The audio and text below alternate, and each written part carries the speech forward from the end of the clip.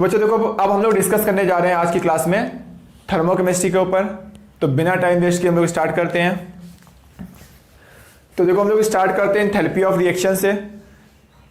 तो देख लो बहुत ही इंपॉर्टेंट पार्ट है ये थर्मोकेमिस्ट्री। ये एग्जाम में बहुत ही ज़्यादा पूछा जाता है, नीट के एग्जाम में तो मेनली बहुत पूछा जाता है, ठीक है ना। और बहुत ही आसान चैप्टर है अगर आप समझ गए तो, ठीक है ना। तो देखो मैं आपको समझाने को ट्राई करता हूँ। जैसे देखो बच्चों एंथैल्पी ऑफ रिएक्शन मतलब क्या होता है। जैसे मैं बात करूँ, जैसे मान लो कोई रिएक्शन है, मान लो N2 गैस है, ठीक है, प्लस 3H2 गैस लिखा हुआ है और इससे क्या होगा, मान लो 2NH3 गैस में कन्वर्ट हो रहा है। क्लियर है। यानी इस रिएक्शन का देखो बच्चों मतलब क्या होगा, इस रिएक्शन का मतलब ये है कि यहाँ पर क्या होगा, N2 और H2 क्या कर रहे हैं, रिएक्ट कर रहे हैं, मतलब कंबाइंड कर रहे हैं और क्या बना रहे हैं, NH3 फॉर्म कर रहे हैं। क्लियर है।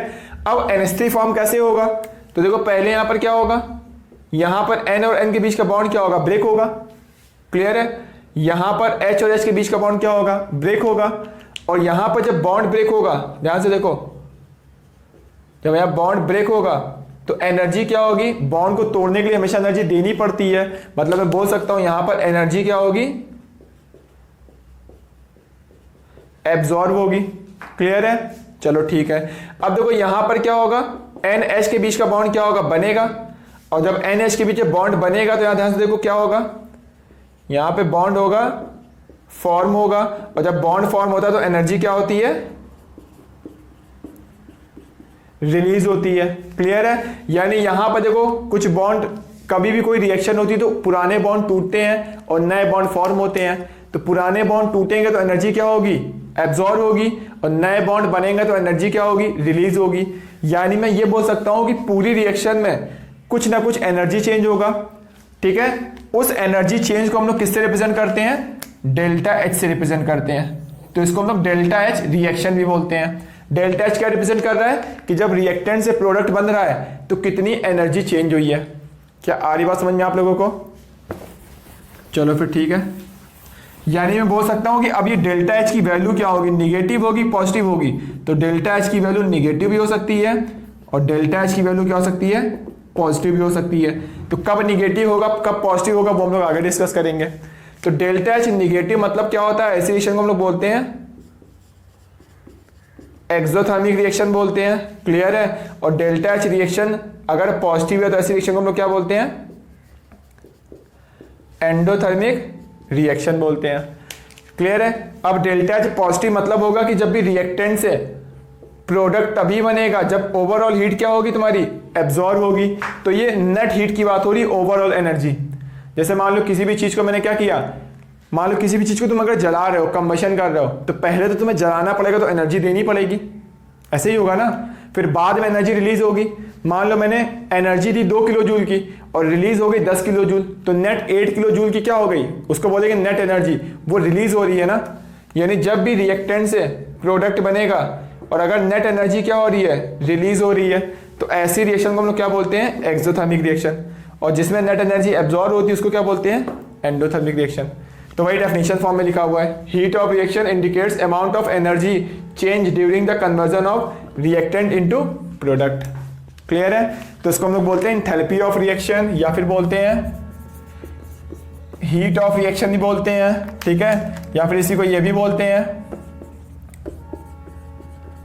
चेंज इन एनर्जी भी बोलते हैं। क्लियर है। तो इसके बहुत सारे नाम हैं, तो आप लोग जल्दी से इसको नोट करो, मैं आगे डिस्कस करता हूं। तो बच्चों देखो हम लोग नेक्स्ट पढ़ने वाले एंथैल्पी के बारे में। ये बहुत ही इंपॉर्टेंट पार्ट है, देखो ध्यान से आप लोग। तो एंथैल्पी को हम लोग किससे रिप्रेजेंट करते हैं, कैपिटल एच से रिप्रेजेंट करते हैं। और एंथैल्पी क्या होता है, एक मैथमेटिकल फंक्शन होता है। किसका मैथमेटिकल फंक्शन होता है, H बराबर U प्लस PV का। क्लियर है। अब देखो बच्चों हम लोग एंथैल्पी की एब्सोल्यूट वैल्यू को हम लोग कैलकुलेट नहीं कर सकते हैं, क्योंकि ये इंटरनल एनर्जी का फंक्शन है, क्योंकि हम लोग इंटरनल एनर्जी को कैलकुलेट नहीं कर सकते हैं। तो यहाँ हम लोग जो कैलकुलेट करेंगे वो क्या होगा, डेल्टा H की वैल्यू कैलकुलेट करेंगे। क्या आ रही बात समझ में आप लोगों को, ठीक है ना। अब देखो PV लिखा हुआ है यहाँ पर, PV को आप क्या लिख सकते हो, nRT लिख सकते हो। तो देखो मैंने यहाँ क्या लिख दिया, डेल्टा nRT लिख दिया। अब बच्चों मैंने कंडीशन क्या लगा दी, एट कांस्टेंट टेम्परेचर बोल दिया।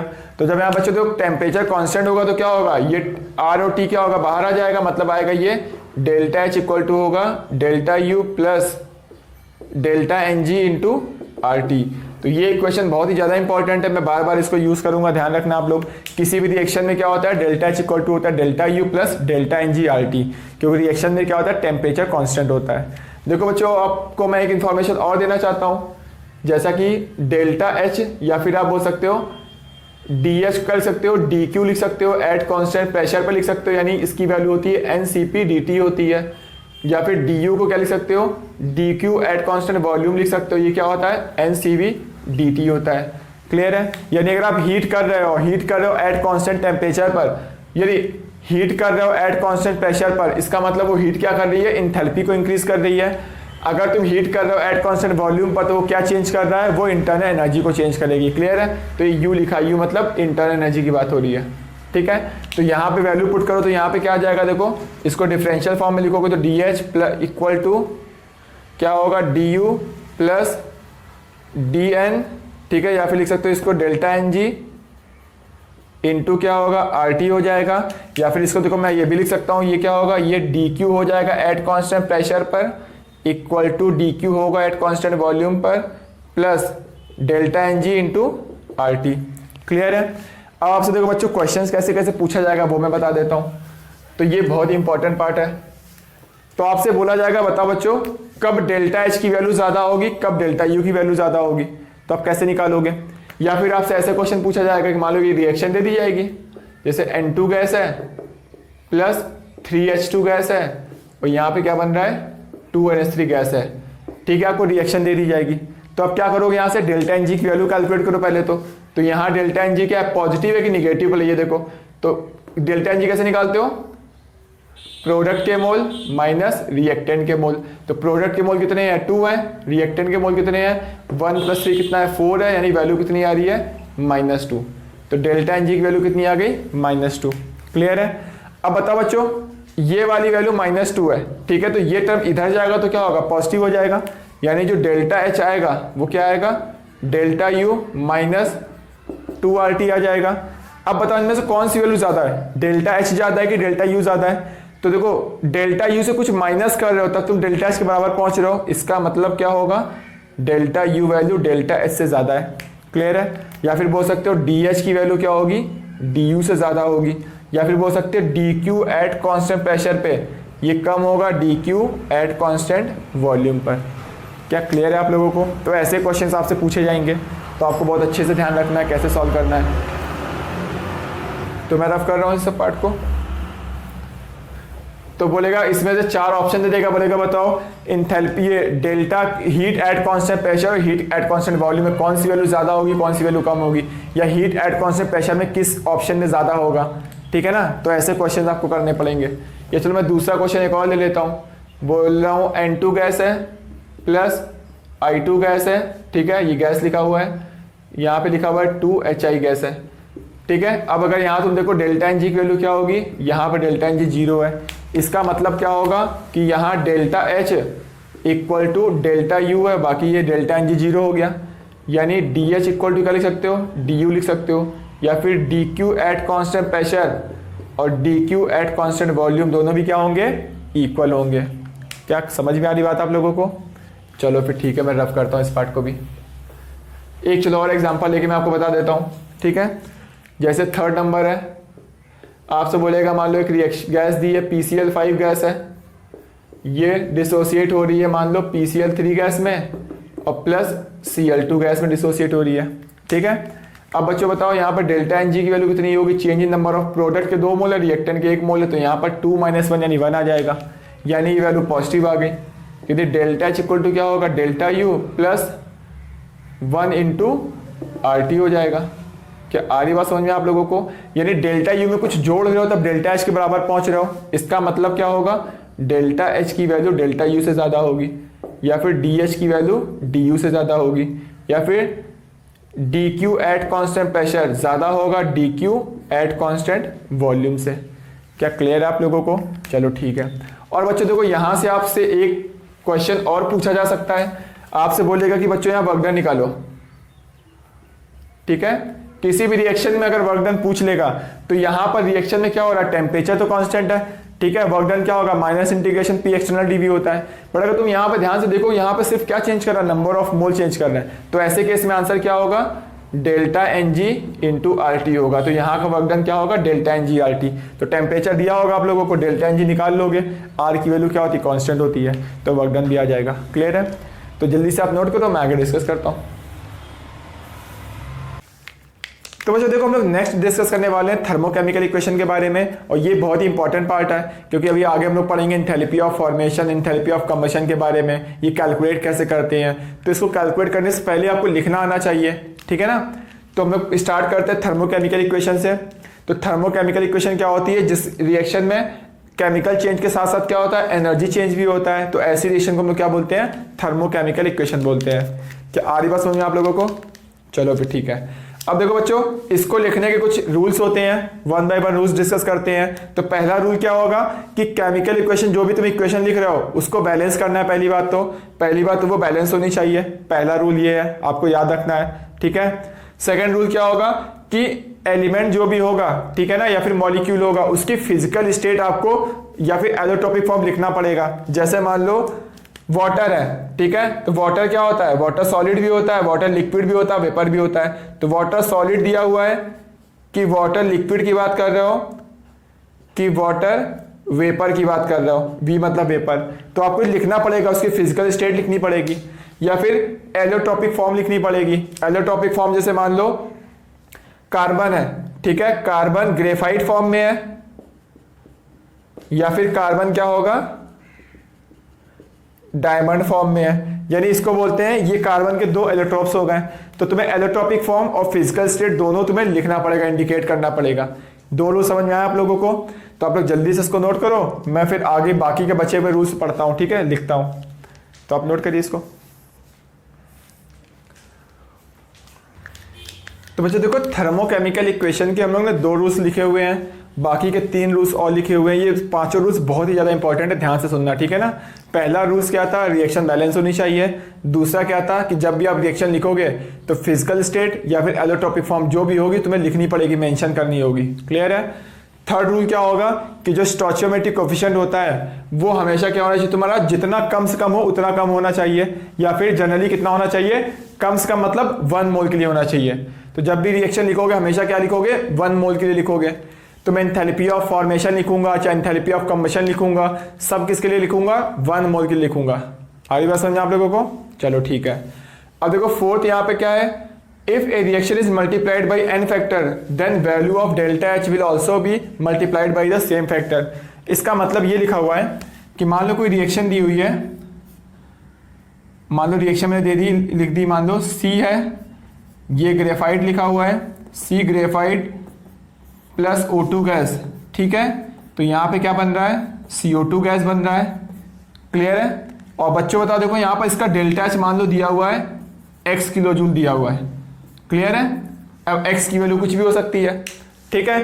अब बच्चों देखो यहाँ पर ये लिखा हुआ है, अगर मैंने देखो इसमें अगर 2 का मल्टीप्लाई कर दिया, मान लो मैंने इस रिएक्शन में 2 का मल्टीप्लाई कर दिया, तो ये हो गया ग्रेफाइट प्लस 2O2 गैस से क्या होगा, 2CO2 गैस आ जाएगा। क्लियर है यहाँ पर।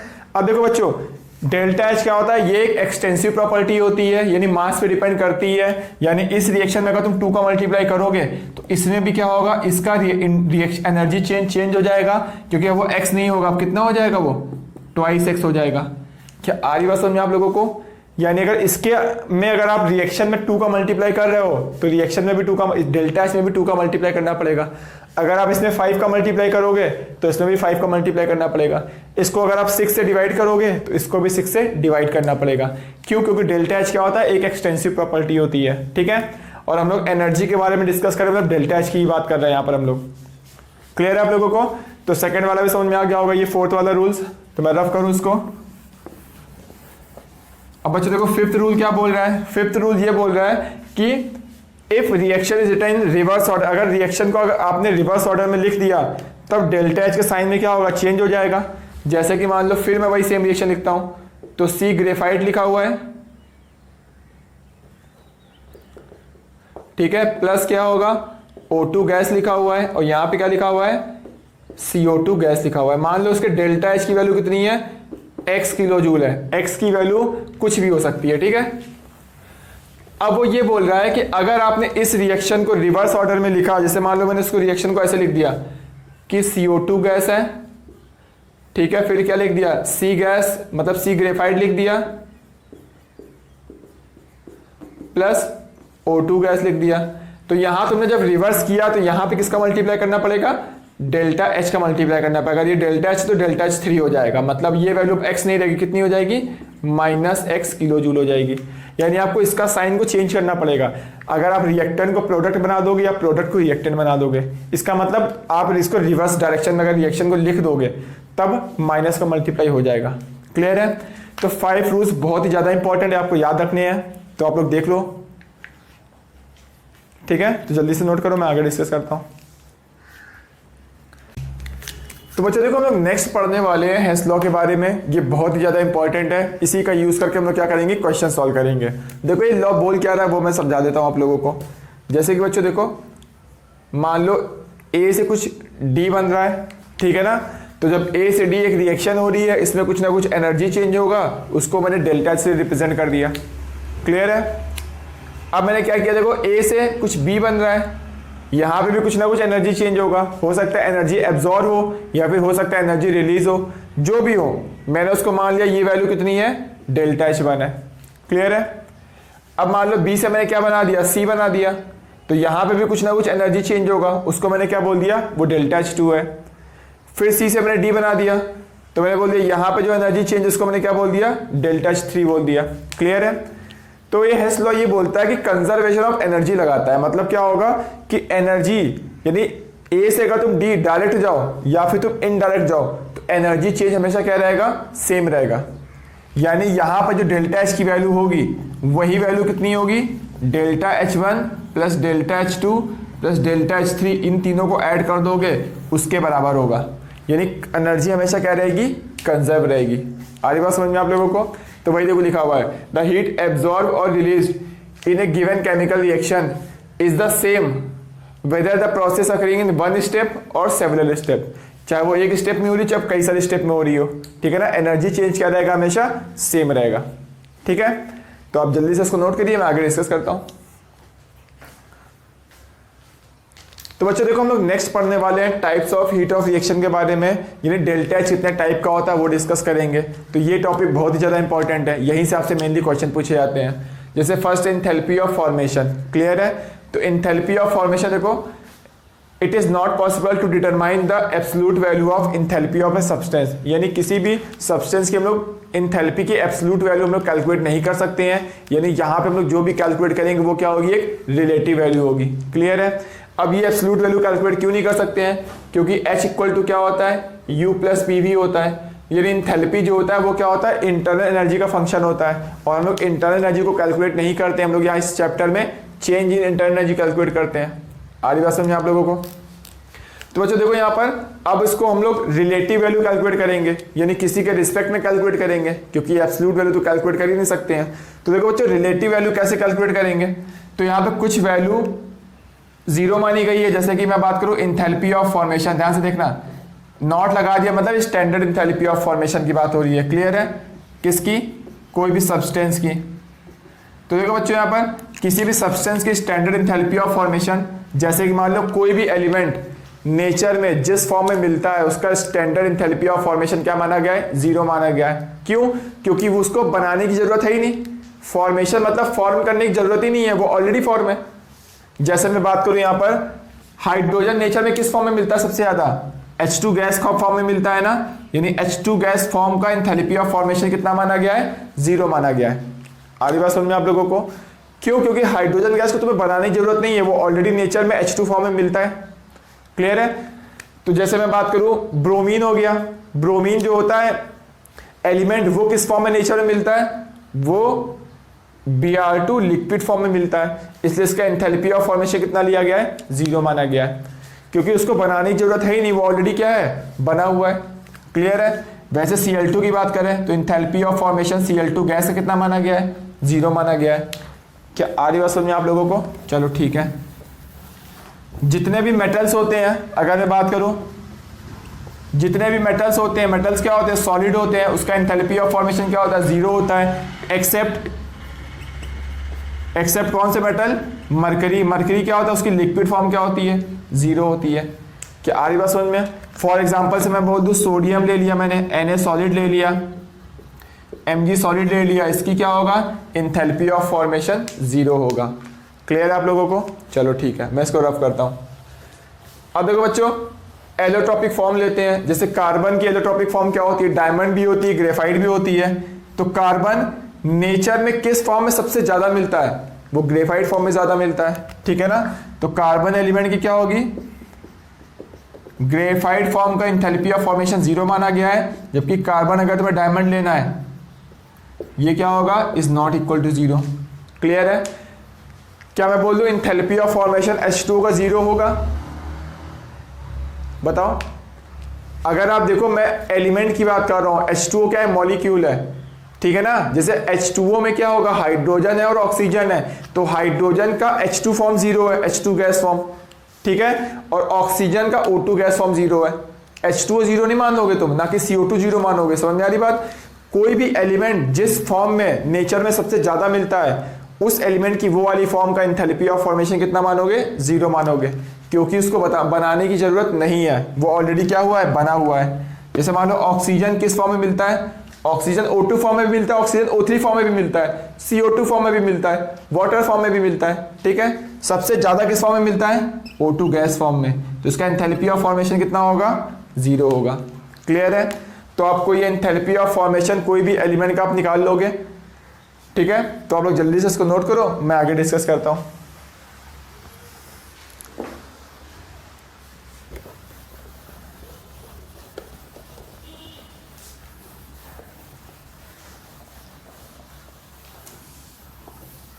अब देखो बच्चों, यहाँ पर आपसे बोला जाएगा कि चलो एंथैल्पी ऑफ फॉर्मेशन लिखो। किसका लिखो? यहाँ पर देखो मैं दे रहा हूं, यहाँ पर आपको एंथैल्पी ऑफ फॉर्मेशन लिखना है,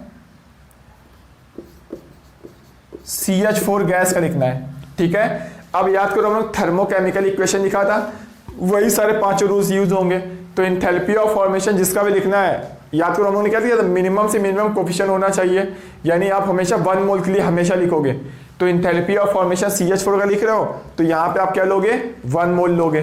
तो फॉर्म करना है, मतलब कहाँ पे लिखोगे इसको, प्रोडक्ट साइड में लिखोगे। तो CH4 मैंने क्या लिख दिया, गैस लिख दिया। देखो ध्यान से देखो, लिखना सीखो पहले, क्वेश्चन सॉल्व करना तो बहुत आसान है। अब CH4 किससे बनेगा, अब इसको तुम्हें बनाना किससे है, मोस्ट स्टेबल फॉर्म, यानी जो जिस फॉर्म में नेचर में मिलता है, यानी कार्बन से और हाइड्रोजन से बनेगा। तो कार्बन नेचर में किस फॉर्म में मिलता है, C ग्रेफाइट फॉर्म में। क्या आ रही बात समझ में आप लोगों को? चलो फिर ठीक है। अब मैं पूछूं, बताओ बच्चों, H2 किस फॉर्म में मिलता है नेचर में, H2 गैस फॉर्म में मिलता है, ठीक है। अब सेकेंड नंबर पे क्या करोगे, रिएक्शन को बैलेंस करोगे। तो बैलेंस करने के लिए क्या करोगे, यहाँ पे 2 का मल्टीप्लाई करोगे, तो रिएक्शन बैलेंस हो गई। तो यहाँ पे जो डेल्टा H रिएक्शन होगा इसमें, तो देखो डेल्टा H रिएक्शन क्या होगा, डेल्टा H कैसे निकालते हैं हम लोग, प्रोडक्ट माइनस रिएक्टेंट करके निकालते हैं एंथैल्पी ऑफ फॉर्मेशन के टर्म में। तो प्रोडक्ट क्या है, देखो यहाँ पर ये एंथैल्पी ऑफ फॉर्मेशन देख लो, यहाँ पर डेल्टा H रिएक्शन जो होता है वो एंथैल्पी ऑफ फॉर्मेशन के टर्म में होता है। एंथैल्पी ऑफ फॉर्मेशन किसका होगा, ये प्रोडक्ट का होगा। एंथैल्पी ऑफ फॉर्मेशन किसका होगा, ये रिएक्टेंट का होगा। क्या आ रही बात समझ में आप लोगों को? चलो फिर ठीक है। अब देखो यहाँ पर मैं कैसे निकालूंगा डेल्टा H, देखो मैं यहाँ निकाल के बता देता हूँ। तो इस रिएक्शन में देखो डेल्टा H रिएक्शन क्या होगा, प्रोडक्ट लिखोगे पहले, एंथैल्पी ऑफ फॉर्मेशन प्रोडक्ट क्या है यहाँ पर देखो, ये CH4 है, क्लियर है, माइनस अब रिएक्टेंट क्या लिखोगे, रिएक्टेंट ग्रेफाइट है और रिएक्टेंट H2 गैस है, और इसका एंथैल्पी ऑफ फॉर्मेशन कितना होता है, 0 होता है। क्लियर है? यानी मैं बोल सकता हूँ यहाँ पर इसका डेल्टा H जो रिएक्शन आएगा वो कितना आएगा, वो एंथैल्पी ऑफ फॉर्मेशन क्या होगा, CH4 का होगा। यानी इस रिएक्शन का डेल्टा H रिएक्शन जो होगा उसको enthalpy of formation of CH4 भी बोल सकते हो। क्लियर है? तो आ रही बात समझ में आप लोगों को? तो आप लोग जल्दी से इसको नोट करिए। तो याद रखो, सारे रूल्स याद रखना, ठीक है ना। कैसे एंथैल्पी ऑफ फॉर्मेशन लिखते हैं जस्ट मैं अभी ये बता रहा हूँ। जैसे मैंने बोल दिया कि बताओ बच्चों C2H6 गैस दी हुई है, इसका एंथैल्पी ऑफ फॉर्मेशन क्या होगा। तो ये क्या होगा, C2H6 बनाना है तो तुम्हें यहाँ क्या लिखोगे, C2H6 तुम प्रोडक्ट में लिख दोगे, और जिसका भी फॉर्मेशन लिखना हो वो हमेशा 1 मोल लोगे। यानी जब भी रिएक्शन बैलेंस करोगे तो यहाँ पे कोई भी मल्टीप्लाई करो, कोई फर्क नहीं पड़ता है, लेकिन यहाँ पर कोई भी मल्टीप्लाई नहीं होगा। क्लियर है? अगर तुम यहाँ मल्टीप्लाई कर दोगे तो उसको इंथैल्पी ऑफ फॉर्मेशन नहीं बोल सकते हो आप। तो जैसे मान लो यहाँ पे है, अब इसको देखो रिएक्शन ये किससे बना होगा, कार्बन से और हाइड्रोजन से, मैंने लिख दिया। अब रिएक्शन बैलेंस करो तो ये 2 हो गया ये 3 हो गया, रिएक्शन बैलेंस हो गई। इसको हम लोग बोल सकते हैं, इसको हम लोग डेल्टा एच रिएक्शन भी बोल सकते हैं, या इसी रिएक्शन में जो एनर्जी चेंज होगा उसको डेल्टा एच ऑफ फॉर्मेशन बोलेंगे। किसका बोलेंगे? C2H6 का बोलेंगे। क्या आ रही बात समझ में आप लोगों को? क्लियर है? तो मैं रफ करूं तो बहुत ही आसान, इतना डिफिकल्ट है नहीं जितना आप लोग समझ रहे हो। ठीक है, एक देखो और मैं एग्जांपल लेता हूं, जिससे मैंने तीसरा एग्जांपल ले लिया, मान लो NaCl सॉलिड का ले लिया। ठीक है, अब फॉर्मेशन लिखना है मुझे, मतलब NaCl को फॉर्म करना है तो लिख दो। तो मैं NaCl को फॉर्म कर देता हूं यहाँ पर। अब ये क्या होगा? सॉलिड फॉर्म होगा। यहाँ पर कोई मल्टीप्लाई नहीं होगा जिसका भी तुम लिख रहे हो। अब देखो ये कैसे बनेगा? सोडियम से क्लोरीन से बनेगा। तो Na किस फॉर्म में मिलता है नेचर में? Na सॉलिड फॉर्म में मिलता है क्योंकि ये मेटल है। ठीक है, अब Cl2 किस फॉर्म में मिलता है नेचर में? Cl2 में क्लोरीन मिलता है Cl2 गैस फॉर्म में। अभी तो रिएक्शन बैलेंस नहीं है तो तुम्हें रिएक्शन बैलेंस भी करनी पड़ेगी, पहले ही पॉइंट था ये। तो रिएक्शन बैलेंस करने के लिए यहाँ तुम कोई मल्टीप्लाई नहीं करोगे, तो मैंने क्या किया? यहाँ मल्टीप्लाई कर दिया। तो इस रिएक्शन को बोलोगे ये डेल्टा एच रिएक्शन है, या फिर ये इंथैल्पी ऑफ फॉर्मेशन हो गया। किसका हो गया? NaCl का। क्योंकि प्रोडक्ट माइनस रिएक्टेंट करोगे तो प्रोडक्ट ही बचेगा, रिएक्टेंट सब जीरो हो जाएगा, क्योंकि वो क्या है? मोस्ट स्टेबल फॉर्म है और उसका हम लोगों ने क्या माना हुआ है? जीरो माना हुआ है। क्यों? क्योंकि उसको बनाने की जरूरत नहीं है, वो ऑलरेडी नेचर में बना हुआ है। क्लियर है? तो मैं रफ करूं तो आप किसी का भी इंथैल्पी ऑफ फॉर्मेशन बहुत ही आसानी से लिख सकते हो। चलो मैं एक एग्जांपल लेके और बता देता हूं। जैसे मान लो मुझे इंथैल्पी ऑफ फॉर्मेशन लिखना है वाटर का। क्लियर है? तो देखो हम लोग इंथैल्पी ऑफ फॉर्मेशन वाटर कैसे लिखेंगे? तो मुझे H2O लिक्विड बनाना है। ठीक है, अब क्या होगा? देखो नॉर्मल कंडीशन में वाटर क्या होगा? लिक्विड फॉर्म में होगा, तो मैंने लिक्विड बना दिया।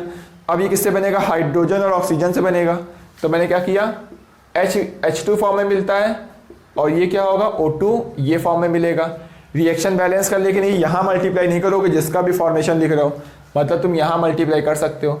तो उसको बोलोगे ये एंथैल्पी ऑफ क्या हो गया? फॉर्मेशन हो गया। किसका हो गया? वाटर का हो गया। क्या आ रही बात समझ में आप लोगों को? ठीक है, मैं चलो एक एग्जांपल और लिख देता हूं आप लोगों के लिए, देखो ध्यान से। तो मैंने एक एग्जांपल मानो ले लिया, यहाँ पर CO2 गैस ले ली। मुझे बोला गया इसका एंथैल्पी ऑफ फॉर्मेशन लिखो। तो एंथैल्पी ऑफ फॉर्मेशन मतलब CO2 कहाँ लिखना है? तुम्हें प्रोडक्ट में बनाना है। तो मैंने CO2 गैस को प्रोडक्ट में बना दिया। अब CO2 कैसे बना होगा? कार्बन और ऑक्सीजन एलिमेंट से बना है। तो कार्बन नेचर में किस फॉर्म में मिलता है?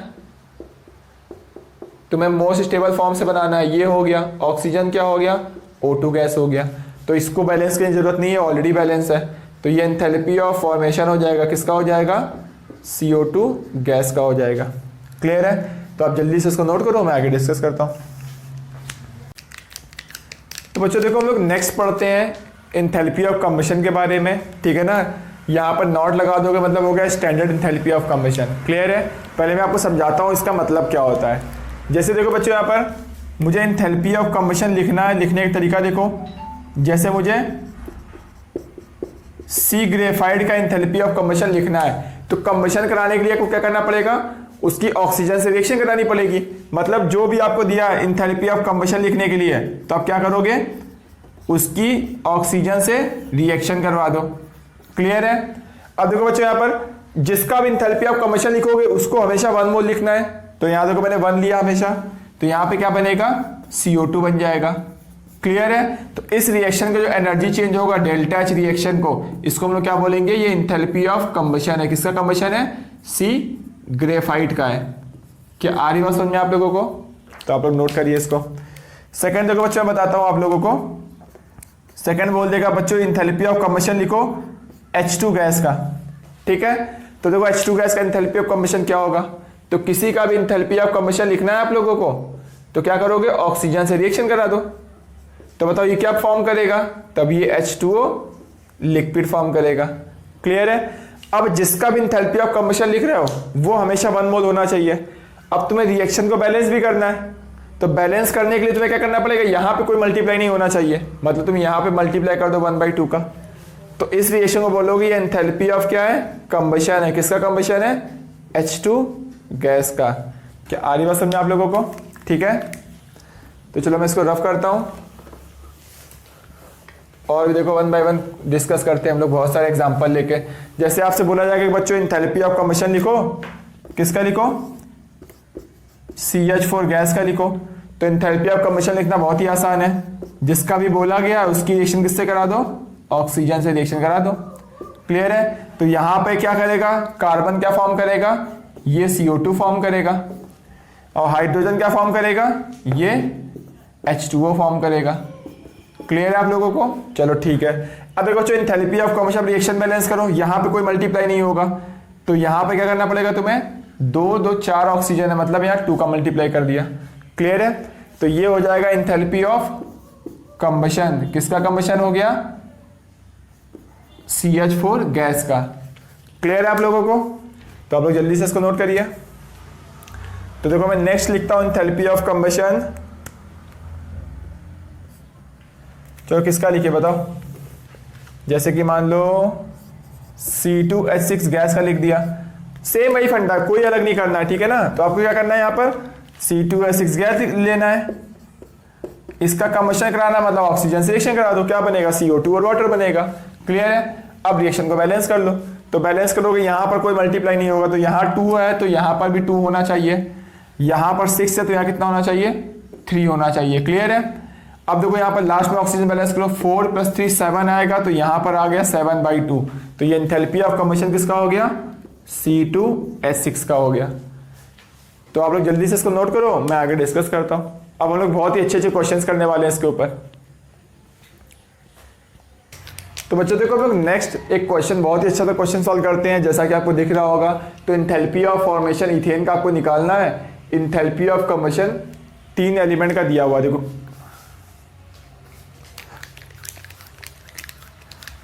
तो बच्चों देखो हम लोग बहुत ही अच्छा सा क्वेश्चन सॉल्व करने जा रहे हैं। यहाँ पे एंथैल्पी ऑफ फॉर्मेशन इथेन का कैलकुलेट करना है, और इन तीनों का एंथैल्पी ऑफ कंबशन की वैल्यू क्वेश्चन में गिवन है। क्लियर है। तो देखो सबसे पहले आपको रिएक्शन लिखनी पड़ेगी, एंथैल्पी ऑफ फॉर्मेशन इथेन का कैलकुलेट करना है। तो इथेन का फॉर्मेशन लिखो पहले। तो इथेन को फॉर्म करना है, मतलब कहाँ लिखना है तुम्हें, प्रोडक्ट में लिखना है। तो देखो प्रोडक्ट में मैंने लिख दिया, ठीक है। किससे फॉर्म होगा, 2C ग्रेफाइट से फॉर्म होगा। चलो ये भी लिख दिया, और क्या आएगा, 3H2 गैस आ जाएगा। क्लियर है। तो इसको बोलेंगे एंथैल्पी ऑफ फॉर्मेशन है किसका, C2H6 का, और इसके एंथैल्पी ऑफ फॉर्मेशन की वैल्यू मुझे कैलकुलेट करनी है, तो इसको मैंने डेल्टा H मान लिया। क्लियर है।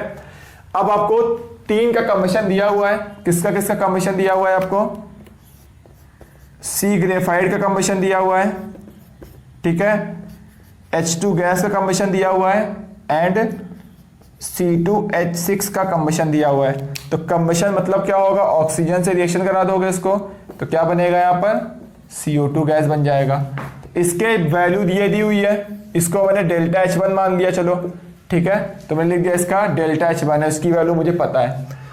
इसका कंबशन कराते हैं, चलो कंबशन कराओ, तो यहाँ क्या बनेगा, यहाँ पर H2O लिक्विड बन जाएगा। तो इसको मैंने बैलेंस कर दिया, और इसके एंथैल्पी ऑफ कंबशन को मैंने डेल्टा H2 मान लिया, जो कि वैल्यू क्वेश्चन में दी हुई है। तो इसको मैंने क्या मान लिया, डेल्टा H2 मान लिया। ठीक है। अब देखो इसका एंथैल्पी ऑफ कंबशन है, फिर इसकी रिएक्शन करा दो, कंबशन करा दो, ऑक्सीजन से रिएक्शन करा दो, तो क्या बनेगा, 2CO2 गैस बनेगा प्लस 3H2O लिक्विड बनेगा। ठीक है। और इसके डेल्टा H3 मान लिया एंथैल्पी ऑफ कंबशन को, जो कि वैल्यू क्वेश्चन में दी है। तो इसको डेल्टा H3 की वैल्यू पता है मुझे। तो यहाँ देखो रिएक्शन बैलेंस कर लो, यहाँ कितना होगा, 4/7/2 हो जाएगा। क्लियर है। यानी इन 3 रिएक्शन का डेल्टा H पता है, और इस रिएक्शन का आपको डेल्टा H कैलकुलेट करना है। तो आपको अब थोड़ा सा सोचना पड़ेगा, ऐसा कोई रूल्स नहीं है, ठीक है ना। अब तुम्हें इन तीनों की हेल्प से ये इक्वेशन बनानी है। तो आप देखो कैसे बनाओगे, बहुत ही ध्यान से देखना। मैंने क्या किया, मुझे देखो यहाँ पर 2C ग्रेफाइट चाहिए, और C ग्रेफाइट कहाँ लिखा हुआ है, ये लिखा हुआ है। इसका मतलब इस रिएक्शन में मुझे क्या करना पड़ेगा, 2 का मल्टीप्लाई करना पड़ेगा। तो अगर आप यहाँ पर 2 का मल्टीप्लाई करो, देखो मैं लिख देता हूँ यहाँ पर, क्या करना पड़ेगा आपको, यहाँ पर 2 का मल्टीप्लाई कर दो। तो जब 2 का मल्टीप्लाई करोगे तो यहाँ पर आएगा 2C ग्रेफाइट आ जाएगा। क्लियर है। और प्लस क्या आएगा, 2O2 गैस आएगा, तो क्या आ जाएगा, 2CO2 गैस आ जाएगा। और हम लोगों ने एक रूल पढ़ा था, अगर आप रिएक्शन में कोई भी मल्टीप्लाई करोगे तो इसमें भी मल्टीप्लाई करना पड़ेगा। क्यों? क्योंकि ये क्या होती है, एक्सटेंसिव प्रॉपर्टी होती है। क्लियर है? तो ये आ जाएगा 2 डेल्टा H1 हो जाएगा। अब बच्चों देखो H2 यहाँ पर 3 लिखा हुआ है और यहाँ पर कितना H2 सिर्फ एक जगह है, वो भी यहाँ लिखा है। तो मतलब यहाँ पर तुम्हें कितने का मल्टीप्लाई करना पड़ेगा, 3 का मल्टीप्लाई करना पड़ेगा। यानी यहाँ पर आएगा 3H2 gas plus 3/2 O2 gas से क्या बनेगा, यहाँ पर 3H2O लिक्विड बनेगा। और यहाँ पर ये भी एक एक्सटेंसिव प्रॉपर्टी है, तो यहाँ मल्टीप्लाई करो तो यहाँ आएगा 3 डेल्टा H2 आ गया। और डेल्टा H1 डेल्टा H2 की वैल्यू मुझे पता है। अब देखो यहाँ C2H6 प्रोडक्ट में लिखा हुआ है और यहाँ पे कहाँ लिखा हुआ है, रिएक्टेंट में लिखा हुआ है। तो रिएक्टेंट को उसको चेंज करना पड़ेगा, यानी इसको जब रिवर्स करोगे तो यहाँ पर क्या होगा, एक माइनस का मल्टीप्लाई करना पड़ेगा। एक रूल पढ़ा था हम लोगों ने, तो उसी का देखो मैं यूज़ करता हूँ। तो इसको मैंने रिवर्स कर दिया रिएक्शन को, तो रिएक्टेंट को मैंने प्रोडक्ट बना दिया और प्रोडक्ट को मैंने क्या बना दिया, रिएक्टेंट बना दिया।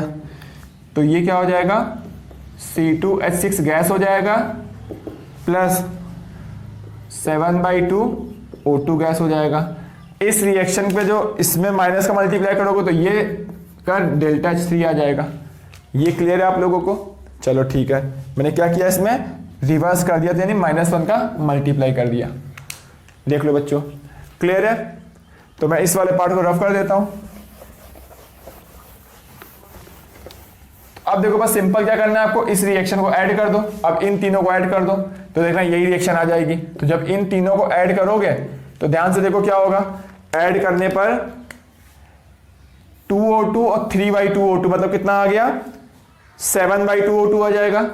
और ये है 7/2 O2, ये दोनों कैंसिल हो गए। ये देखो 3 वाटर से 3 वाटर कैंसिल हो गया, 2 CO2 से 2 CO2 कैंसिल हो गया। यानी तुम इस पूरे को ऐड करोगे तो यहां पर आएगा 2 कार्बन ग्रेफाइट,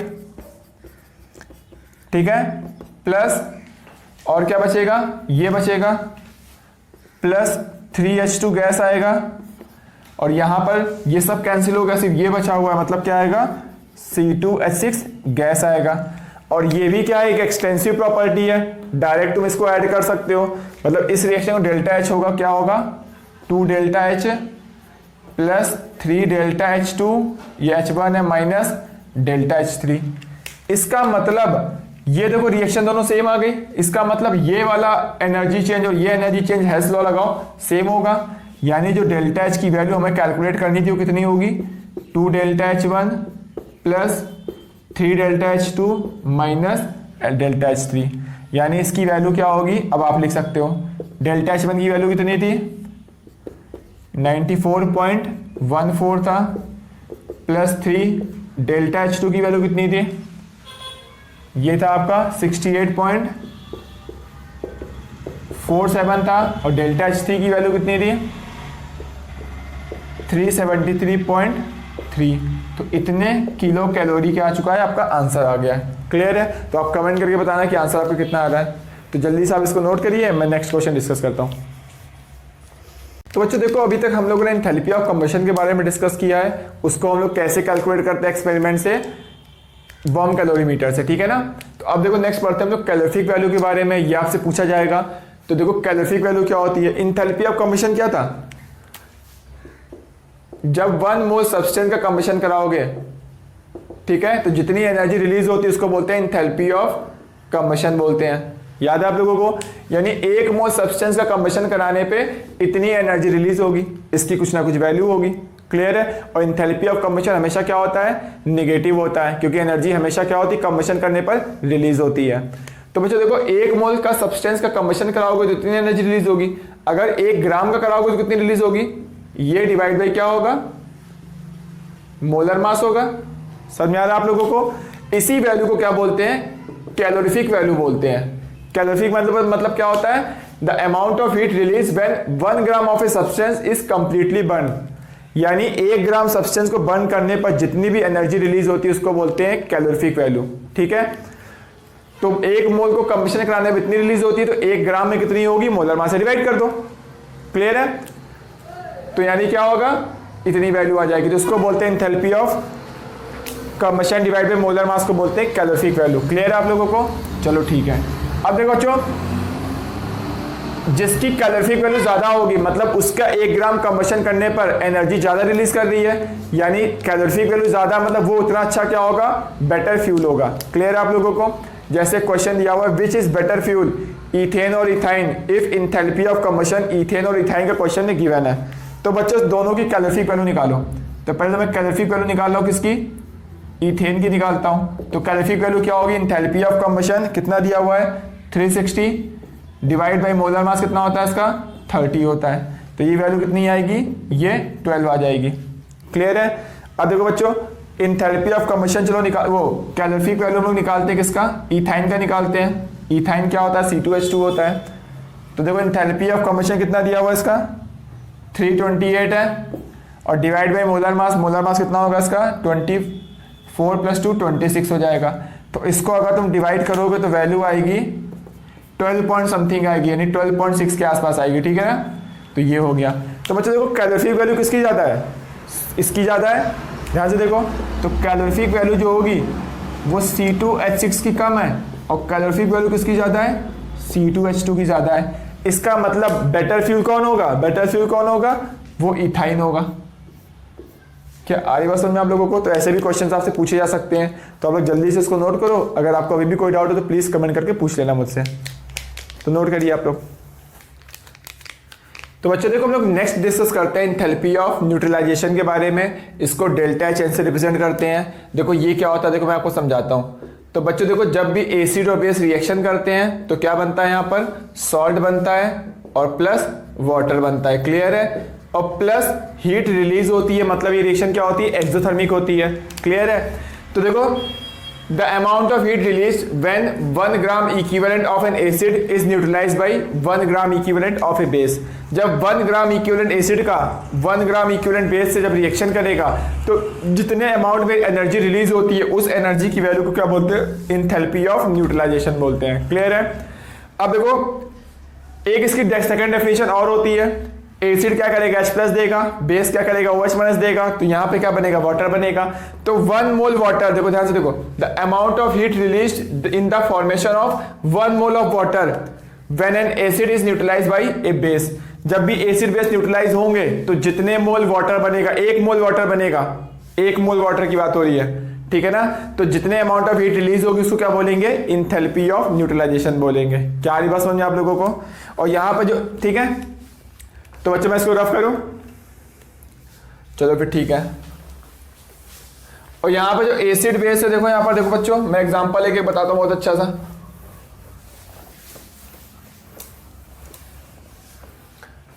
ठीक है, देखो जैसे बच्चों देखो यहां पर, जैसे कि मान लो अगर मैंने एक स्ट्रॉन्ग एसिड ले लिया प्लस एक स्ट्रॉन्ग बेस ले लिया, तो स्ट्रॉन्ग एसिड और स्ट्रॉन्ग बेस जब भी रिएक्शन करेंगे तो क्या बनेगा, यहां पर सॉल्ट बनेगा NaCl, और प्लस क्या बनेगा, वाटर बनेगा। क्लियर है? और एनर्जी जितनी रिलीज होगी, अब रिलीज में डेल्टा एच क्या लोगे, निगेटिव लोगे। क्लियर है? अब जब 1 मोल एसिड और 1 मोल बेस रिएक्शन करेगा, ठीक है ना, तो एक fix amount of energy release होती है, जो कि वैल्यू आपको याद रखनी है। ठीक है ना? वैल्यू कितनी होती है, -57 कहीं कहीं लिखा हुआ -57.3 किलो जूल, और कहीं कहीं लिखा होता है -57.1 किलो जूल। क्लियर है? बट मैक्सिमम बुक में क्या लिखा होगा, -57.1 किलो जूल पर मोल। क्या आ रही बात समझ में आप लोगों को? तो ये फिक्स वैल्यू है, आपको हमेशा याद रखनी है। ठीक है ना? ये कभी भी क्वेश्चन में गिवन नहीं होगा। ठीक है? जब भी 1 मोल अगर तुमने क्या लिया, 1 mole strong acid and 1 mole strong base जब भी रिएक्शन करेंगे तो वाटर देखो कितना बनेगा, 1 मोल बनेगा। और जब भी 1 मोल वाटर बनेगा तो एनर्जी की वैल्यू फिक्स है, कितनी रिलीज होगी, -57.1 किलो जूल। क्या आ रही बात समझ में आप लोगों को? चलो ठीक है। अगर बच्चों मैंने बोला ये 2 मोल है और ये 2 मोल है, अगर रिएक्शन करेगा, ठीक है ना, तब कितनी एनर्जी रिलीज होगी, तब यहां पे वाटर कितना बनेगा, ध्यान से देखो, 2 मोल वाटर बनेगा। और जब 1 मोल वाटर बनेगा तो फिक्स वैल्यू इतनी रिलीज होगी। अब 2 मोल वाटर बनेगा, स्ट्रॉन्ग से स्ट्रॉन्ग बेस, एनर्जी कितनी रिलीज होगी, इसका 2 टाइम्स हो जाएगा। क्या क्लियर हुआ आप लोगों को? ठीक है? अब देखो थर्ड ऐसे भी पूछ सकता है कि मान लो यहां पर 3 मोल्स हैं और ये 3 मोल्स हैं। जब भी स्ट्रॉन्ग एसिड और स्ट्रॉन्ग बेस की बात हो रही है और कोई एसिड बेस की बात नहीं हो रही है, दोनों स्ट्रॉन्ग होने चाहिए। क्लियर है? तो यहां पर 3 मोल स्ट्रॉन्ग से स्ट्रॉन्ग बेस से वाटर बनेगा, और वाटर 3 मोल अगर बन रहा है स्ट्रॉन्ग से स्ट्रॉन्ग बेस से, देन एनर्जी की वैल्यू फिक्स है, जितना होगा इसका 3 टाइम्स हो जाएगा, यानी 3 इंटू 57.1 किलो जूल। क्लियर है आप लोगों को? चलो फिर ठीक है, तो मैं मान के चल रहा हूँ कि आपने नोट कर लिया होगा, मैं रफ करता हूँ। तो आपसे ऐसे क्वेश्चन पूछे जाएंगे, तो बस सिंपल देख लो वाटर कितना फॉर्म हो रहा है, उसके बाद आराम से आप आंसर बता सकते हो। अब देखो चौथा, देखो मैंने क्या किया, अब मैंने यहां पर लिया, मान लो इसके 2 मोल ले लिए और इसका मैंने 1 मोल ले लिया। मैंने पूछा बताओ बच्चों अब कितने वाटर बनेगा, तो ये यहां पर क्या हो गया, देखो ये लिमिटिंग रिएजेंट हो गया, और ये लिमिटिंग होगा तो पहले खत्म हो जाएगा। तो इसके 1 मोल है तो वाटर कितना मोल बनेगा, 1 मोल बनेगा। क्लियर है?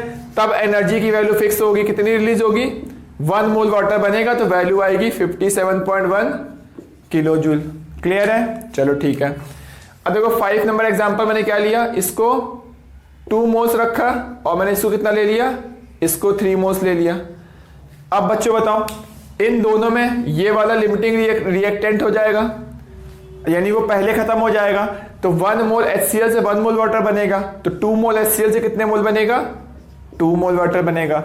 यानी यहां पर जो एंथैल्पी ऑफ न्यूट्रलाइजेशन कितना आएगा, 2 टाइम्स आ जाएगा 57.1 किलो जूल पर मोल।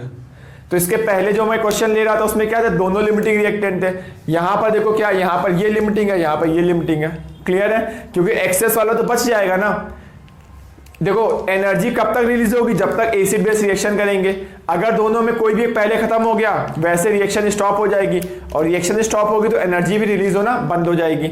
मतलब 2 मोल एसिड और 2 मोल बेस से रिएक्शन करेगा तो 2 मोल वाटर बन जाएगा और 1 मोल बेस बचा रह जाएगा। क्लियर है? तो जितना रिएक्शन करेगा एनर्जी उसी के अकॉर्डिंग रिलीज होगी। क्लियर है आप लोगों को? तो आप लोग नोट करो जल्दी से, मैं रफ करता हूं इसको।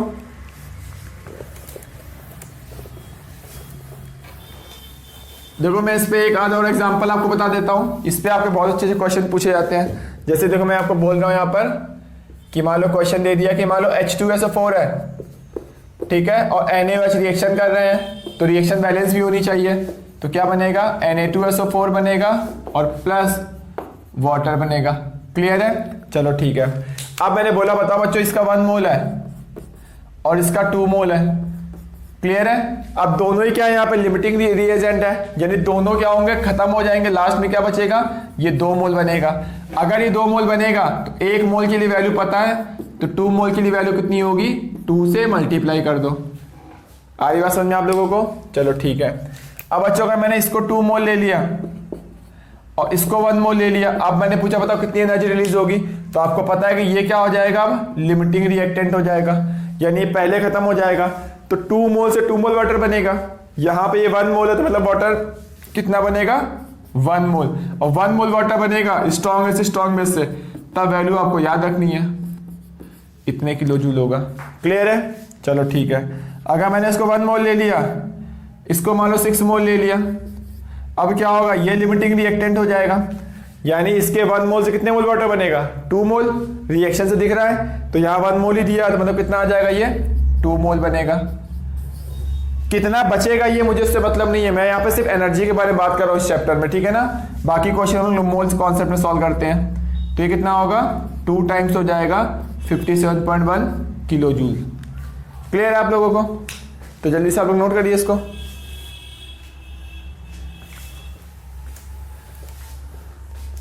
तो बहुत ही आसान टाइप के क्वेश्चंस लग रहे होंगे आप लोगों को, बस ऐसे ही क्वेश्चन पूछे जाते हैं आपसे एग्जाम में, कोई डिफिकल्ट क्वेश्चन नहीं आएगा। और भी देखो एग्जांपल्स हम लोग करेंगे। तो पहले देखो यहाँ पर मैंने ये बोला आपसे पहला पॉइंट कि जब भी स्ट्रॉन्ग एसिड और स्ट्रॉन्ग बेस, कोई भी स्ट्रॉन्ग एसिड स्ट्रॉन्ग बेस हो, रिएक्शन करेगा तो एनर्जी की वैल्यू कितनी है, फिक्स है। तो यहाँ आपको याद रखना है जो एनर्जी रिलीज होगी कितनी होगी, -57.1 किलो जूल पर मोल। क्लियर है? बट अगर इसमें से एक भी वीक हुआ, जैसे मान लो मैंने क्या ले लिया, ये वीक एसिड ले लिया और ये मैंने स्ट्रॉन्ग बेस ले लिया। क्लियर है? तो यहाँ पे क्या बनेगा, CH3CONa बन जाएगा और प्लस क्या बनेगा, वाटर बनेगा। तो बच्चों यहाँ पे जो एनर्जी की वैल्यू रिलीज होगी वो 57.1 किलो जूल से कम रिलीज होगी।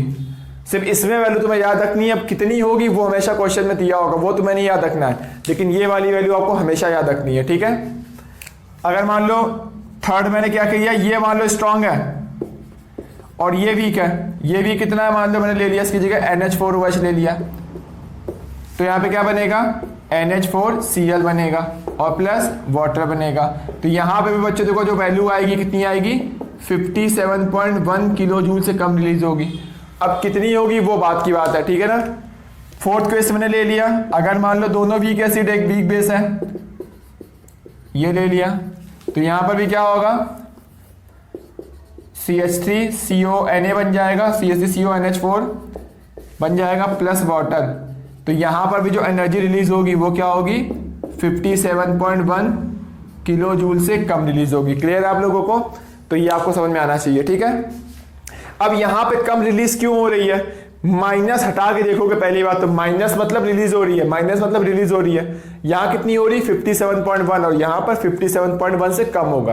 क्यों कम होगा, क्योंकि स्ट्रॉन्ग एसिड स्ट्रॉन्ग इलेक्ट्रोलाइट होता है, स्ट्रॉन्ग बेस भी क्या होता है स्ट्रॉन्ग इलेक्ट्रोलाइट होता है, मतलब ये कंप्लीटली डिसोसिएट करेगा, जबकि यहाँ पर ये तो कंप्लीटली डिसोसिएट करेगा जबकि ये कंप्लीटली डिसोसिएट नहीं करेगा।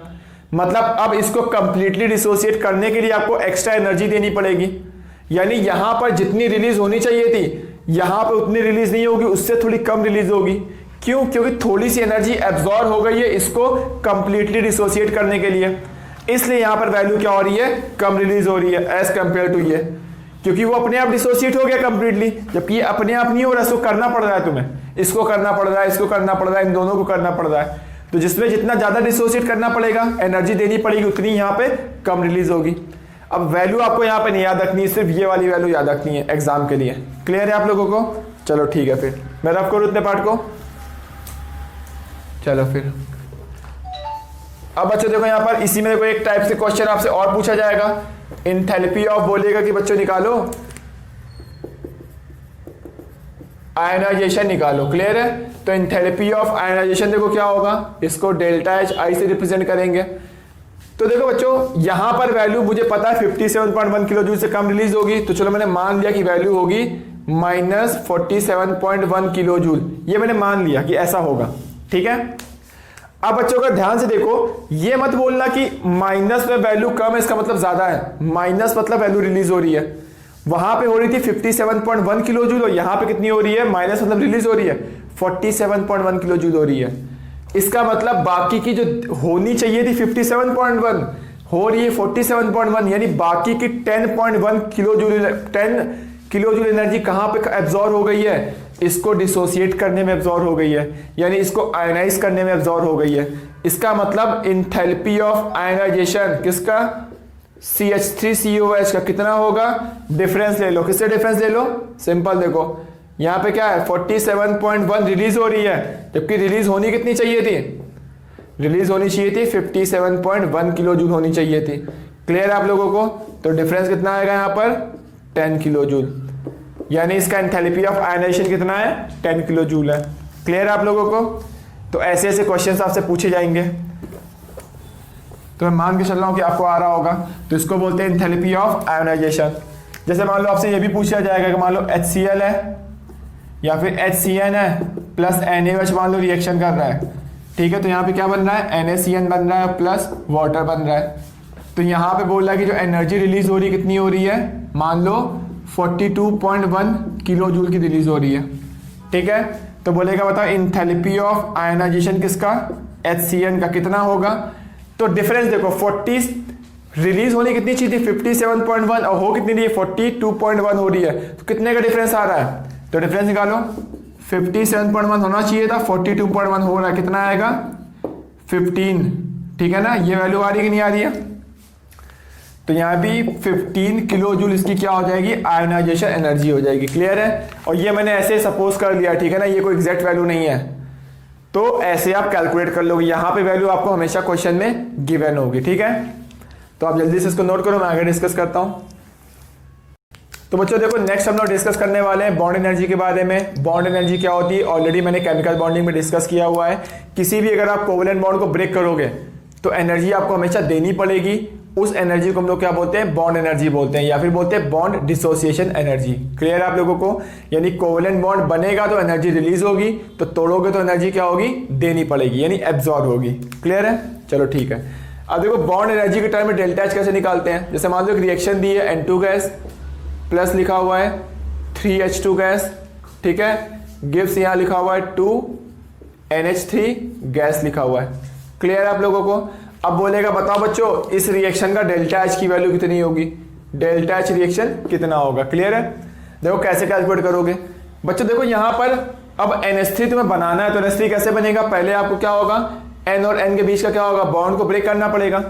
फिर क्या होगा, H और H के बीच के बॉन्ड को ब्रेक करना पड़ेगा, और बॉन्ड ब्रेक करोगे तो यहां पर क्या होगा, एनर्जी एब्जॉर्ब होगी। क्लियर है? अब यहां पर देखो NH बॉन्ड तुम्हें बनाना है, और NH बॉन्ड बनाओगे यानी कोई भी कोवेलेंट बॉन्ड बनाओगे तो एनर्जी क्या होगी, यहां पर रिलीज होगी। क्लियर है? यानी पूरे में कुछ ना कुछ एनर्जी चेंज होगा, क्योंकि पुराने बॉन्ड टूटेंगे तो नए बॉन्ड बनेंगे। क्लियर है? यानी डेल्टा एच रिएक्शन को हम लोग क्या बोले, एनर्जी चेंज को रिप्रेजेंट कर रहे हैं। अब कैसे निकालोगे डेल्टा एच की वैल्यू, तो बॉन्ड एनर्जी के टर्म में कैसे निकालते हैं, यहां पर एनर्जी देखो क्या हो रही है, एब्जॉर्ब हो रही है, यानी डेल्टा एच यहाँ पॉजिटिव होगा, और यहां पर एनर्जी रिलीज हो रही है तो डेल्टा एच निगेटिव होगा। इसका मतलब डेल्टा एच निकालने का तरीका क्या है, यहाँ पर बॉन्ड एनर्जी किसकी, रिएक्टेंट की, माइनस बॉन्ड एनर्जी किसकी, प्रोडक्ट की। क्लियर है? तो इसको रिएक्टेंट माइनस प्रोडक्ट करके निकालते हैं। क्लियर है आप लोगों को? देखो कैसे निकालते हैं, मैं आपको बताता हूं बहुत ही आसानी से। तो बच्चों देखो यहां पर इस रिएक्शन का जो डेल्टा एच रिएक्शन होगा, देखो कैसे होगा, यहां पर क्या है आपको देखो N ट्रिपल बॉन्ड N आपको ब्रेक करना है, और ब्रेक करने में एनर्जी देनी पड़ेगी, मतलब ये वैल्यू पॉजिटिव होगी, तो इसलिए मैंने पहले लिखा। प्लस यहां पर 3 बॉन्ड ब्रेक करने हैं, HH बॉन्ड ब्रेक करने हैं। क्लियर है? अब क्या होगा, माइनस प्रोडक्ट के लिए 2 क्या करना है।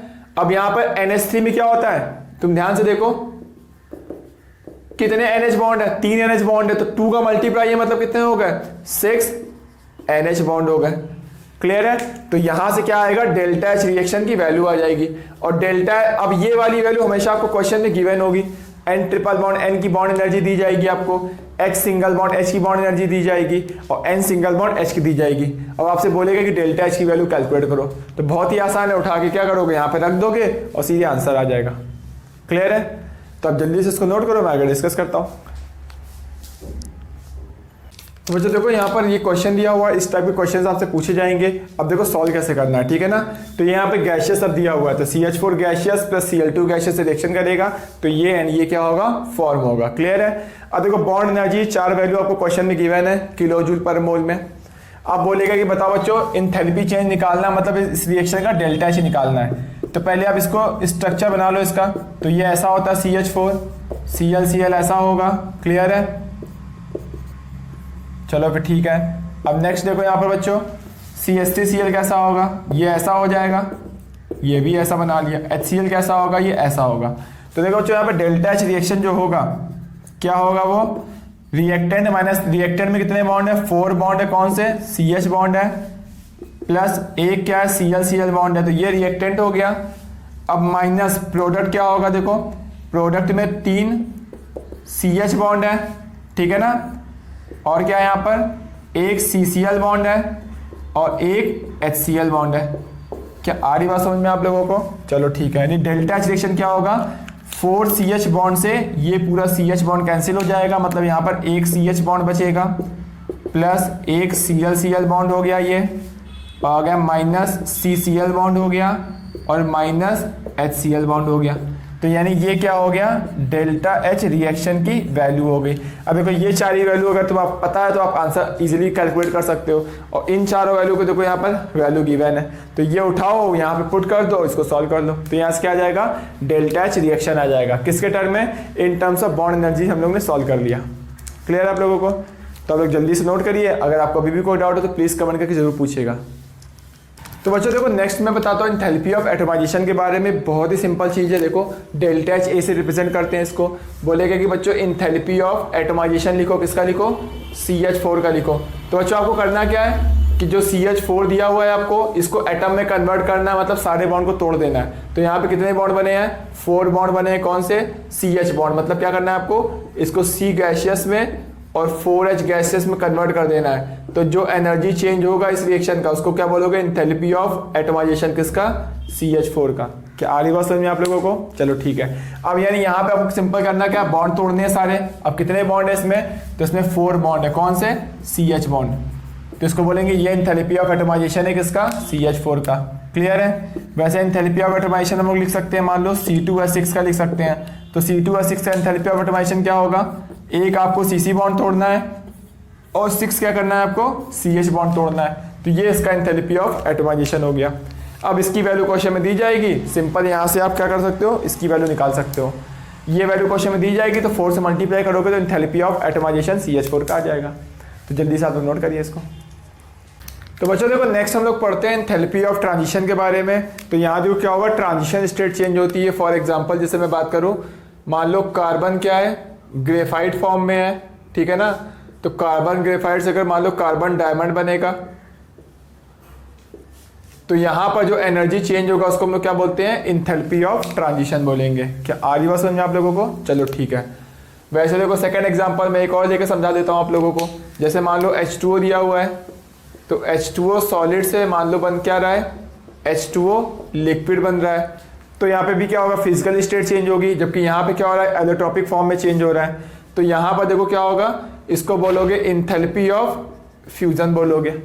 क्लियर है? और ये जितनी भी एंथैल्पी हम लोग ने लिखी है, फॉर्मेशन, कंबशन, न्यूट्रलाइजेशन, है ना, जितनी भी चीज़ें लिखी हुई है वो हमेशा 1 मोल के लिए होती है। 5 रूल्स लिखाए थे हम लोगों ने, वो आपको याद रखना, हर किसी में लगेगा 5 रूल्स। और वो हेस लॉ जो पढ़ा था वो भी सब में लगेगा। ठीक है? वैसे देखो और भी हम लोग लिख सकते हैं। जैसे H2O दिया हुआ है, H2O लिक्विड है, ये बनेगा मान लो H2O वेपर में कन्वर्ट हो रहा है। ठीक है? तो इसको क्या बोलोगे? एंथैल्पी ऑफ वेपोराइजेशन बोलोगे। क्लियर है आप लोग? तो जल्दी से नोट करिए इसको आप। तो बच्चों देखो हम नेक्स्ट डिस्कस करते हैं एंथैल्पी ऑफ हाइड्रेशन के बारे में। पहले मैं आपको समझाना चाहूंगा कि एंथैल्पी ऑफ हाइड्रेशन क्या होता है। जैसे मान लो कोई भी एटम लिया मैंने, आयन लिया, M+ लिया, ठीक है? किसी भी आयन को अगर क्या करोगे आप? पानी में डालोगे तो वहां पे क्या होगा? वो हाइड्रेशन फॉर्म कर लेगा। क्लियर है? तो हाइड्रेशन फॉर्म करेगा तो यहाँ पे अट्रैक्शन फोर्स डोमिनेट करता है, तो हमेशा एनर्जी क्या होगी? यहाँ पर रिलीज होगी। उस रिलीज एनर्जी को हम लोग क्या बोलते हैं? एंथैल्पी ऑफ हाइड्रेशन बोलते हैं। यानी ये वैल्यू हमेशा क्या होगी? निगेटिव होगी। निगेटिव मतलब हमेशा रिलीज होगी। क्लियर है? जैसे मान लो मैंने यहाँ पर Ca+2 आयन ले लिया, इसको जैसे ही आप पानी में डालोगे, कितना 1 मोल लेना है आपको, ठीक है? तो जैसे 1 मोल Ca+2 को पानी में डालोगे तो क्या होगा? Ca+2 एक्वस बन जाएगा। तो यहाँ पे जो एनर्जी रिलीज होगी उसको क्या बोलोगे? Enthalpy of hydration. किसका हो जाएगा? Ca+2 का हो जाएगा। क्लियर है? जैसे मैंने मान लो Cl- ले लिया, इसको मैंने पानी में डाला तो एक्वस बना दिया, तो यहाँ पर क्या होगा? Cl- एक्वस बन जाएगा। तो यहाँ पे जो एनर्जी चेंज होगा उसको क्या बोलोगे? एंथैल्पी ऑफ हाइड्रेशन बोलोगे। किसका बोलोगे? Cl- का। क्लियर है? तो ये वैल्यू हमेशा नेगेटिव होगी। तो देखो यहाँ पे लिखा हुआ है, डेफिनेशन आप लोग पढ़ लो। Dissolve sufficient amount of water, यानी 1 मोल गैसियस आयन को डिजोल्व करना है, सफिशिएंट अमाउंट ऑफ वाटर में डिजोल्व करना है। यानी एक फिक्स अमाउंट ऑफ वाटर लेना है, उसमें 1 मोल डिजोल्व करना है आपको। तो जितनी maximum amount of energy release होगी उसको क्या बोलोगे? Enthalpy of hydration. ठीक है? और देखो यहाँ पर इनफाइनाइट डाइल्यूट, यहाँ पे क्या लिखा है? Infinitely dilute solution. मतलब क्या होता है कि अब एक लिमिट ऐसी है जिसके बाद अगर तुम सोल्यूट ऐड करोगे तब एनर्जी रिलीज ना हो। वो जो एनर्जी रिलीज होगी वो क्या होगी? उस वाटर में मैक्सिमम वैल्यू होगी। क्लियर है? तो अब जल्दी से नोट करो, मैं आगे डिस्कस करता हूँ। देखो एक हम लोग और टाइप के एंथैल्पी के बारे में पढ़ने वाले हैं, एंथैल्पी ऑफ सॉल्यूशन के बारे में। तो एंथैल्पी ऑफ सॉल्यूशन क्या होता है? The enthalpy change of A solution in the enthalpy change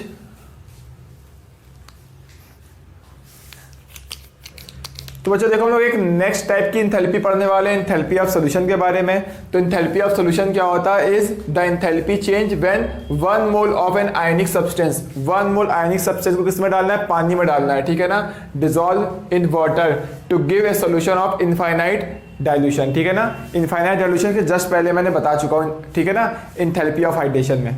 तो देखो जो एंथैल्पी ऑफ सॉल्यूशन जो पॉजिटिव निगेटिव दोनों हो सकता है। कभी कभी वैल्यू पॉजिटिव आती है, कभी कभी वैल्यू क्या आती है? निगेटिव आती है। क्लियर है? तो ये पॉइंट आपको याद रखना है। अब देखो बच्चों इसका मतलब क्या होगा कि 1 मोल आयनिक कंपाउंड लेना है आप लोगों को। जैसे मैंने क्या ले लिया? मान लो NaCl ले लिया या फिर CaCl2 ले लिया, ये क्या होता है, सॉलिड होता है। इसको क्या करना है, आपको पानी में डालना है। जैसे पानी में डालोगे तो क्या करेगा, ये Ca+2 एक्वस बना देगा और प्लस 2Cl- एक्वस बना देगा। क्लियर है। तो यहाँ पे जो एनर्जी चेंज होगा उसको क्या बोलोगे, इंथैल्पी ऑफ सॉल्यूशन। क्लियर है। चलो ठीक है। या फिर मैंने मान लो एक एग्जांपल दूसरा ले रहा हूँ, NaCl सॉलिड लिया, इसको मैंने क्या किया, पानी में डाल दिया। इसके पहले इंथैल्पी ऑफ हाइड्रेशन में आयन को डाल रहे थे पानी में, यहाँ पे क्या कर रहे हैं हम लोग, आयनिक कंपाउंड को डाल रहे हैं। दोनों में डिफरेंस है, ठीक है। यहाँ पे Na+ क्या आएगा, एक्वस आएगा, और Cl- क्या आएगा, एक्वस आएगा। और यहाँ पे जो इंथैल्पी चेंज होगा उसको क्या बोलोगे, इंथैल्पी ऑफ सॉल्यूशन बोलोगे। किसका, NaCl का। क्या क्लियर है आप लोगों को। चलो फिर ठीक है। देखो इसमें आपको इंथैल्पी ऑफ सॉल्यूशन और इंथैल्पी ऑफ हाइड्रेशन में डिफरेंस बताता हूँ कि एक वैल्यू दी हो तो दूसरी वैल्यू आप कैसे निकाल सकते हो। क्लियर है। तो ध्यान से देखना आप लोग। जैसे बच्चों देखो यहाँ पर मैंने यहाँ पे क्या लिया, CaCl2 लिया, सॉलिड लिया।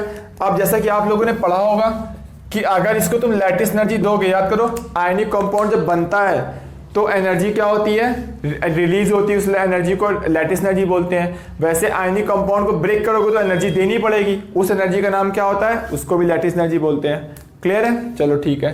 यानी कोई भी बॉन्ड बनता है तो एनर्जी रिलीज होती है। आयनिक बॉन्ड बनेगा तब भी रिलीज होगी, कोवेलेंट बॉन्ड बनेगा तब भी रिलीज होगी।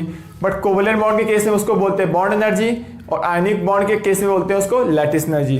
तो उसको लैटिस एनर्जी दोगे तो किसमें कन्वर्ट हो जाएगा, Ca+2 गैसियस में और Cl- गैसियस में कन्वर्ट हो जाएगा। अब बच्चों देखो यहां से अगर आपको यहां पर आना है तो आपको कौन सी एनर्जी देनी पड़ेगी, इंथैल्पी ऑफ हाइड्रेशन देना पड़ेगा। इसके जस्ट पहले हम लोगों ने पढ़ा हुआ है। और ये क्या हो गया, इंथैल्पी ऑफ सॉल्यूशन हो गया।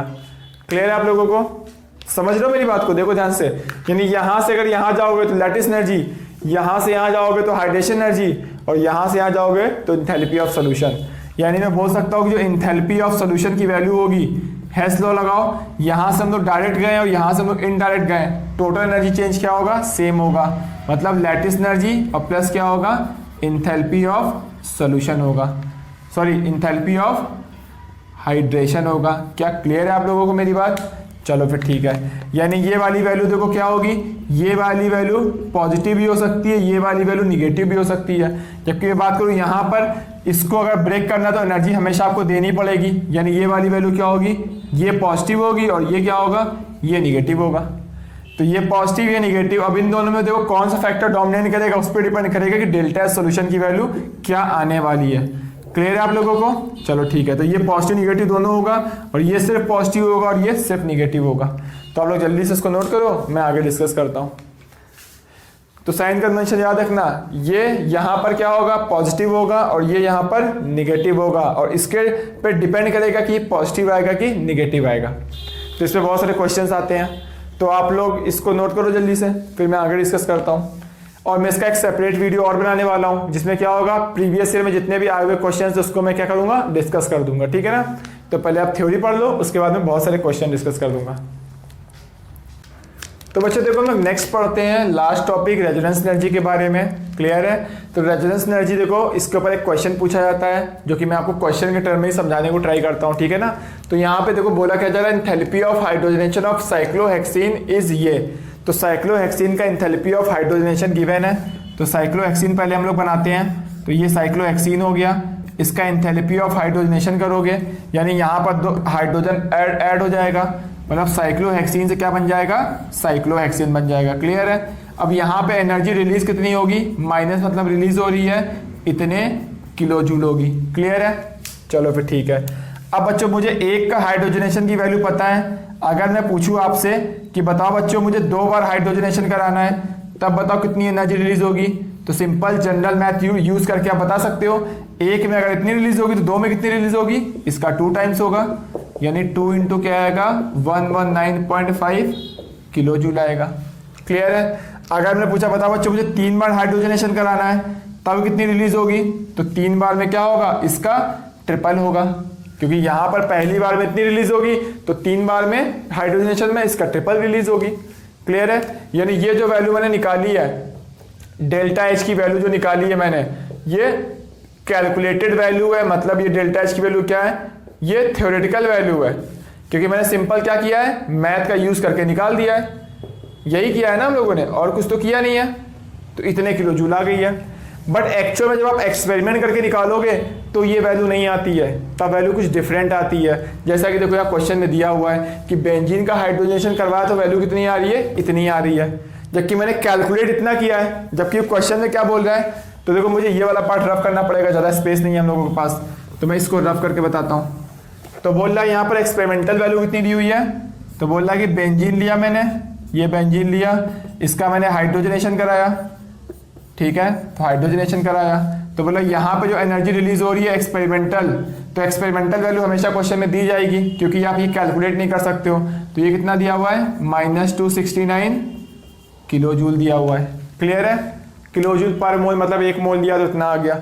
तो हम लोग देखो थ्योरेटिकल वैल्यू अलग आ रही है, एक्सपेरिमेंटल वैल्यू क्या है तुम्हारी, अलग है, क्योंकि थ्योरेटिकल वैल्यू में हम लोगों ने क्या किया है कि मैथमेटिकली सिंपल निकाल लिया है। यहाँ पे मैंने रेजोनेंस तो कंसीडर नहीं किया है, जबकि मैं जितना इसको स्टेबल समझ रहा था एक्चुअल में, ये उससे ज़्यादा स्टेबल स्ट्रक्चर है, क्योंकि यहाँ पर सिर्फ 3 बॉन्ड को तुम्हें हाइड्रोजनेशन करने के लिए तोड़ना नहीं है, यहाँ पर देखो रेजोनेंस से स्टेबलाइज भी है बॉन्ड। तो यहाँ पे इस वाले में रेजोनेंस कंसीडर है, जबकि इस वाले में रेजोनेंस कंसीडर नहीं है। इसका मतलब क्या होने वाला है कि जो इनके बीच का डिफरेंस होगा वो एनर्जी क्या होगी, रेजोनेंस एनर्जी होगी, क्योंकि इसमें रेजोनेंस कंसीडर है और इसमें रेजोनेंस कंसीडर नहीं है। क्लियर है, तो मैं बोल सकता हूं कि जो रेजोनेंस एनर्जी होगी वो क्या होगी, delta H experimental minus delta H theoretical, जो इसके बीच का डिफरेंस होगा इसको हम लोग क्या बोलेंगे, रेजोनेंस एनर्जी बोलेंगे। क्या आ रही बात समझ में आप लोगों को।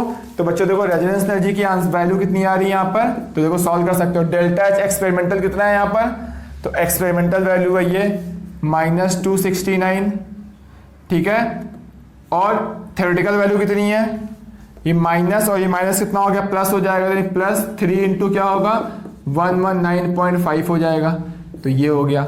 और ये वैल्यू हमेशा आपको क्या लिखनी है, निगेटिव करके लिखनी है, मतलब आप इसको सॉल्व करोगे तो वैल्यू निगेटिव आनी चाहिए, क्योंकि रेजोनेंस क्या होता है, ये एक स्टेबलाइजेशन एनर्जी होती है, ये मॉलिक्यूल को स्टेबल बनाती है। क्लियर है, तो मैंने यहाँ पहले देखो मॉड लगाया हुआ है, तो पहले इस पूरे को क्या करोगे आप, सॉल्व कर लोगे, और जब पूरे को सॉल्व करोगे तो जितनी भी वैल्यू आई मान लो यहाँ पर सॉल्व करने पे अप्रॉक्सीमेट आएगी 150 के आसपास आएगा, तो यहाँ पर क्या आएगा -150 किलो जूल लिख दोगे, क्या लिखोगे, रेजोनेंस एनर्जी। क्या बात आई समझ में आप लोगों को। तो कभी भी अगर आप क्या करोगे, मॉड लेके इसके बीच का डिफरेंस निकाल लो, वो रेजोनेंस एनर्जी होगी, बट वो क्या होगा, सिर्फ मैग्नीट्यूड होगा। तो अगर आपको एग्जैक्ट वैल्यू निकालनी है साइन के साथ, तो वहां पे क्या करोगे, माइनस का मल्टीप्लाई कर दोगे, क्योंकि रेजोनेंस एनर्जी क्या होती है, वो एक स्टेबलाइजेशन एनर्जी होती है, उससे मॉलिक्यूल को एक्स्ट्रा स्टेबिलिटी मिलती है। ठीक है, तो एक्स्ट्रा स्टेबल होगा तो एनर्जी ज़्यादा रिलीज करेगा, और रिलीज मतलब निगेटिव वैल्यू आएगी। क्लियर है, तो आप जल्दी से इसको नोट करो और ये क्वेश्चन ध्यान में रखना। ठीक है, कभी कभी ऐसा होगा कि आपको कैलकुलेटेड वैल्यू दे देगा, एक्सपेरिमेंटल वैल्यू पूछ लेगा और रेजोनेंस एनर्जी दे देगा, तब भी आप सॉल्व कर लोगे। सिंपल, बस यही मेथड लगाना है मुझे। ठीक है, तो जल्दी से आप नोट करिए, मैं आगे डिस्कस करता हूँ।